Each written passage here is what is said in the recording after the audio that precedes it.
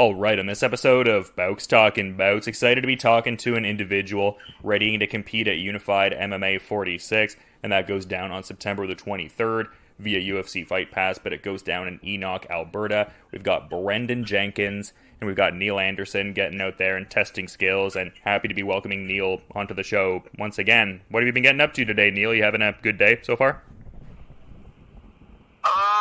Yeah, no, I'm just getting off work here and heading to training. Well, yeah, decent day, I'd say. Some great work as always to be had over at Shaved Bears there. Yeah, we got like 6 guys, I think, fighting on Unified, and then we got Tanner fighting the week before in the UFC, and then Jackie McLean just fought, I think like 2 weeks ago in Calgary. Yeah. So yeah, there's been it's been busy. Busy summer at the gym, which is good because usually summer is kind of like in the past it's kind of been like a lull, like it's harder to get like a lot of people training in the summer sometimes because obviously they're doing other things, but this summer there's been a lot of bodies to work with because we've had a lot of fights coming up, so yeah, it's been good. It's funny you say that. I was actually talking to Michael Hill, who's going to be competing on this card, and he was saying that generally that is the case too. Like sometimes it's harder to find the sparring partners in summer and stuff like that. Is that one of the benefits of working at a place like Shaved Bears? Just there's always going to be that sense of like people have fights booked, and there's going to be that activity and ability to find the bodies more so.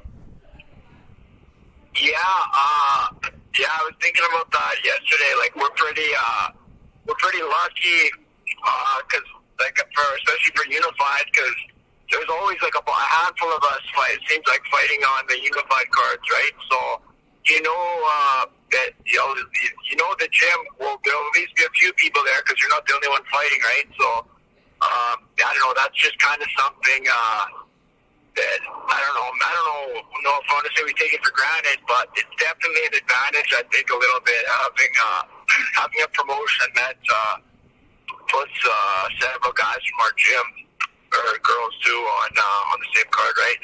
But yeah, just in general, summertime is harder to find people to train with, and I don't know, it's really hot in the gym too, right? So our gym, anyways, it's a lot hotter because it's hot outside. So I think people would rather not. The training's hard enough already. It only gets harder if you can barely breathe because it's so hot in the gym, right? But yeah, none of that was the case this summer. We had a lot of people to train with, so I'm pretty happy about that. Yeah, I feel like it could start turning into a big sweatshop instead of little sweatshop. Yeah, for sure. But yeah, I think it's awesome that you're getting back to it. I was noticing actually just going through your Tapology, it's one of your more active years that you've had since 2018. Like, did you notice that too? Like, are you happy that this is one of the more active years of your career? Yeah, at the start of the year, I decided that I wanted to fight 4 times. So, because I don't know, like. You never know, like, when it's going to end, right? Like, just with injuries and with whatever. I mean, look how many, I think we lost, like, 2 years to COVID, something like that, right? A year and a half, they weren't having any fights, so. Yeah. You got to that kind of made me realize, like, I'm not getting any younger. I don't know where my fight career will take me, but when it's all over and all said and done, I don't want to be like, oh shit, I should have fought more, I don't know why I didn't fight more, So yeah, I told myself at the start of the year my goal was 4 fights, so yeah, this will be number 3, so far so good. Yeah, and I noticed this one is up a weight division. Sorry to interrupt you, maybe not so far so good, because I lost the last fight, but I guess so far so good as far as the amount of fights I won. Yeah, it's interesting you phrase it that way. I mean, like, obviously, like, not satisfying in as far as it like not being the title winning outcome I would think you would have imagined. But were there any takeaways from that last fight that can benefit you going forward, you would say, or? You kind of cut out. You said were there takeaways I could use as a benefit? Yeah, just like stuff you could build off of from the last one, even though it wasn't like the ideal outcome. Yeah, that last fight. I know that wasn't indicative of my skills. I don't want to take anything away from Machete. He beat me fair and square. He's an awesome fighter, a good dude, so he won the fight fair and square. But I don't think that was as good as that was not a good showing. And I know I can do better, so I'm gonna give myself another chance to do better this fight because I know I just know I'm better than that. So I'm just kind of. Yeah, for sure there was benefits, and I'm not beating myself up about it too much because I know that I could have done better, if that makes any sense. Yeah, I think I get what you're laying down there. I was noticing, though, that you were moving up to lightweight for this one. Like, you talk about, like, wanting to get in as many fights as you can, and you don't necessarily know, like, when the end point will be, and you don't want to look back on it with any kind of, like, oh, I could have taken a bit more in terms of the fights. Like, do you think, like, this move up to lightweight will be, like, a more permanent one to kind of facilitate that a bit? Like, do you think the move to lightweight will allow you to get in more of those fights, like how you're talking about? Yeah, I hadn't really thought of it like that. I'm not moving up to get more fights, really. I'm not totally ruling out going back to 145, but for now, all I'm focused on is this fight, and it's at 155. So, I'm not planning. I don't want to plan anything past this fight because I gotta win. So, I guess now that you mention it, there's probably more options at 155 because there's not that many 145ers really to begin with in Western Canada, I guess, that I haven't already fought. So, I guess there'd be more options at 155. I hadn't really thought about it like that, though. But I'm just, I'm not really thinking about it. I'm just focused on Brandon Jenkins on September 23rd there. Yeah, I guess I was thinking of it through the lens of, like, maybe, I mean, it would still be a weight cut for sure, but maybe, like, subverting a bit of that, and you can fight even that much more so. So I guess that was kind of my mentality, but it also does make... Yeah, 100%. Yeah, I cut down to, I was a pretty big featherweight, so that weight cut, that was really hard, right? So, and I did it 3 times. I lost all that weight 3 times in, less than 8 months or something, so... It's definitely, the training camp, I definitely felt better because I'm heavier, right? I think I'm training at the weight I'm kind of the kind of like nature intended me to be, I'm not, I don't know, cutting weight's weird. Like you feel, I just feel like there's more fuel in the tank when I'm training. Like when I was fighting at 145, I still felt good. Like I had good cardio, but it was weird. It was like there was, the only way I can describe it is less fuel in the tank. Like I think I'm eating less, so I think I was probably burning more calories than I was taking in. That's probably the truth. That probably is what was happening. But anyways, 155. It's a relief to not have to do that, and the training's easier because you're basically just focusing on the fight instead of focusing on making weight. And another thing that I like about this fight is it's only 3 rounds. Those 2 fights I lost at 145 were 5-round fights. So, had they ended in the 3rd round, I don't know. I might have won both of them, right? So, it's a big weight cut after that. It's a 5-round fight after the big weight cut, which was I'm not gonna lie, it was hard. Like, obviously, you always get tired in a fight. You always get tired cutting weight, but it was just like another, just making it that much harder, So I'm glad I don't have to worry about either of those, just fight a big weight cut or the 5-round fight.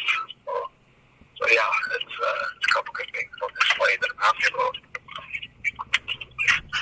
Yeah, and you talk about the focus on your immediate opponent. I would think that like extends to each one of the fights, but just in talking about Brandon Jenkins, I mean, it looks like a good opponent in the sense of like coming off of a UFC run, previously fought with PFL. Like, what are your thoughts on Brandon Jenkins and like when this offer kind of came your way, just getting to fight someone who's fought for like PFL and UFC? Yeah, it's a big test for sure. It's going to be a tough fight, man. He made it to the UFC, right? So you don't make it to the UFC unless you're good. He's got, I think his record's 15 and 9, I think. It is, yeah. So that's like 20, 24 pro fights. So I mean, anyone with 24 pro fights with a winning record and that has made it to the UFC and that trains, he trains at Syndicate, which is one of the like more major, I'd say, gyms down in Vegas that like feeds guys to the UFC. So he made it to the UFC, and he's going to be training with UFC guys pretty much every training session. So he's going to be probably the best guy I've ever fought. I mean, I'm approaching him like I'm training as if he's the best guy I've ever fought because it could be stupid not to. He's looks like he prefers to strike, but like I said, you don't get that many fights and get that far unless you're well rounded, right? So preparing to fight everywhere against a guy who's good everywhere. You know, it sounds like based on how you're talking about him that you've done a level of tape study on him and have kind of like curated a bit of a game plan heading into this one. Because like I also talk to certain fighters who like they don't necessarily want that at the forefront of their mind, but based on what you're saying, it would seem like you've done a level of game planning and tape studying already. Yeah, to an extent. I don't watch like a ton of stuff on them. Like when I first find out who I'm fighting, I'll see if I can find like 2 or 3 of their fights. So I watched his UFC fights, and I watched his. I don't know. I think he only had one PFL fight. I can't remember, but I watched that.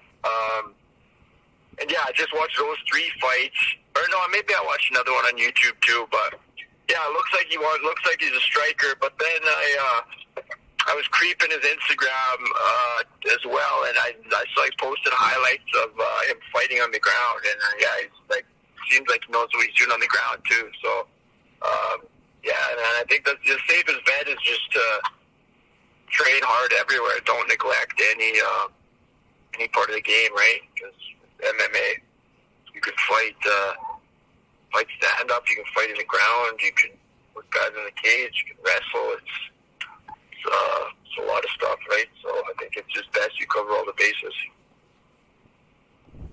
Yeah, I would agree with that as well. And I think it also shows just the general growth of Unified MMA in a certain sense. Like, you've been with those guys for the last, 10 some odd years, and there's just, so many, former UFC veterans and just guys from different big shows on here and stuff like that. So, yeah, it's a cool sort of thing to see.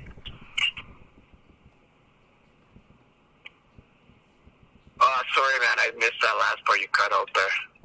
Oh, just saying it's cool to see, the growth of Unified in a certain regard, just with, the outside, ex-UFC veterans coming in and fighting some of the core guys and stuff like that with Unified. So, yeah, it seems like a cool scene in that sense.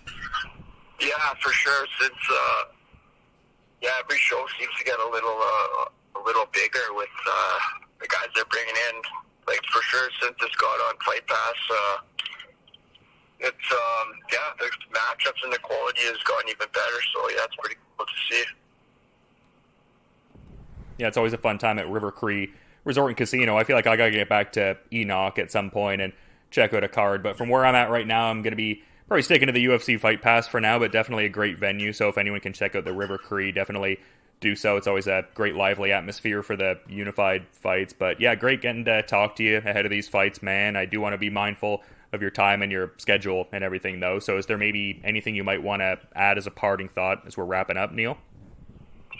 No, not really. Just thanks for interviewing me again, and just want to give a shout out to my sponsors, if that's all right. Oh yeah.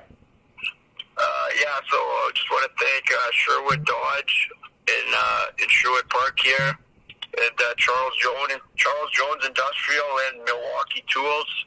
and just give a shout out to my team, Shave Bears MMA. Yeah, some good shout-outs for sure. And this is going to be a great fight with Brandon Jenkins at Unified MMA 46. Stoked to check that out on September 23rd. But yeah, to reiterate, I appreciate you coming on the show and giving some insights there, Neal. Hopefully you have a good rest of your day, and looking forward to checking out the fight when it goes down there. Awesome, man. Thanks again.